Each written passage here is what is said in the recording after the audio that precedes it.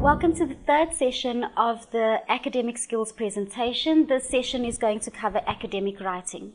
Now, the first thing that you do when you are asked to do any sort of academic writing is to find out what you are supposed to be writing. In order to do this, we analyze two very important concepts. The first thing you need to identify when doing any sort of academic writing are your content words and your doing words. Now, when you are given a question, that question will contain a content word and a doing word. A doing word is your instruction, which tells you exactly what to do. For example, explain, list, describe, analyze, or assess. They give you the instruction. Your content words tells you what content to list, describe, assess, or analyze. So, for example, describe the fundamental characteristics of a human resource manager. Describe would be your doing word, and the content words would be the characteristics of an HR manager. So that is what you focus on. When you are writing your assignments, it is good to include an overall introduction and an overall conclusion. Now, the mark allocation for this overall introduction and this overall conclusion is 5%. So it is marks that are given away. Also, these are marks deductible and not marks added to your assignment. What that means is that if the overall introduction is there, and it is a good introduction, you will get your 5 marks, if your 5%, or if your overall introduction and your overall conclusion is not there, those marks will be deducted from your final mark. Now, your overall introduction is an introduction to your assignment. It has got nothing to do with the questions that you ask. So you aren't answering any questions in your introduction. Okay, this introduction is an overall introduction. It could perhaps include, for financial management assignment, this assignment focuses on financial management. The important aspects or concepts of financial management discussed in this assignment are, for example, your balance sheet, your income statement. This assignment is very relevant to our field of study because of this reason, that reason, and that reason. So that is what, or an example of what your introduction could look like, perhaps. But we are going to go into the actual questions to be answered in your introduction to assist you with your writing, and the actual questions to be answered in your conclusion to assist you with your writing. Before we get into that, let's go into the actual structure of your assignment. Your assignment needs a title page. It needs a contents page, which needs to include the question number, the topic, and the relevant page number. It needs your overall introduction, your main headings, which are your questions, and your conclusion. You also need a reference list. That is very, very important. We're going to go through referencing shortly. Now, your title page needs to include your name and your surname, your learner number, the name of your course code and module number, the due date of your assignment, your word count, and your lecturer. Now, I know that this is a lot to take in, but it's all included in your academic skills handbook. So if you ever need to refer back to it, you can look at your academic handbook. Alright, so when writing up your introduction, you need to interpret the topic in your own words.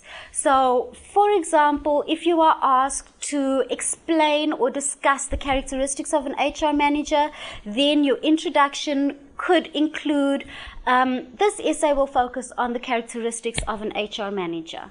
Alright, so you reinterpret the topic in your own words. You outline central arguments or how you intend to tackle the task that has been given to you. So how you intend to answer the actual question. What theories are you going to use? What steps are you going to use? Or what models are you going to use? You outline the actual structure of your assignment, and you need to explain any jargon or rhetorical words or statements that you may use. You need to be logical and concise, and your introduction needs to be approximately 1 page in length, but this is merely a guideline. If you feel that you have captured all the concepts in your introduction that you needed to according to the requirements, and it's only half a page, that's fine as well. Now, your main body of your essay, you need to define all concepts used, and the important reason for defining this is that your assignment will be marked based on your definition of that topic. So you need to define any important concepts that are used. You need to structure your arguments in a logical fashion. For example, if there are 5 steps to a process, start at step 1, go to 2, go to 3, go to 4, and then 5. Don't start at 3 and then go to 5 and then go to 2 and then and on and on and on. All right? You need to consult as many readings as possible. You need to use examples, practical examples from your work life or from the case study or essay to justify your arguments. You need to use your own words unless you are quoting. You need to include only relevant information. Stick to answering the question. And do not assume that just because the marker of that document is a specialist in the field, that they know what you're talking about. So always explain things as though you were explaining it to someone who did not know what you were talking about. With regards to your sentences, one sentence normally equals one idea. If you cannot read a sentence in one breath, it is too long and you should change it. And please use easy to understand and not pretentious words. We are interested in your ideas, not in the way that you say it. So try to say it to us as logically and as concise as possible. Okay, with regards to your paragraph, the main idea in your paragraph should normally be reflected in the first sentence. Other sentences should expand on this main idea. One paragraph normally represents one idea, and your paragraphs break the document up or separate it into new main ideas. I mean, have you ever just received a document with only writing on it? It is almost impossible. You don't know where to start. You can see that the person hasn't taken time to structure their argument, and it's important that you do structure your arguments.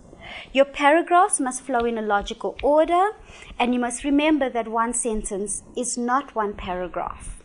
Now, with regards to the flow of your essay or of your paragraphs, we give you tips and advice in the sense of you could use chronological order to assist you with the flow of your essay or your case study. You could order it by order of importance, by sequence, by persuasion, or by order of comparison. Your conclusion basically summarizes all your main arguments.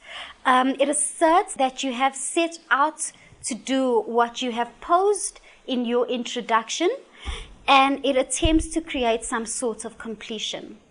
Now, the last thing with regards to academic writing that we're going to go through is editing.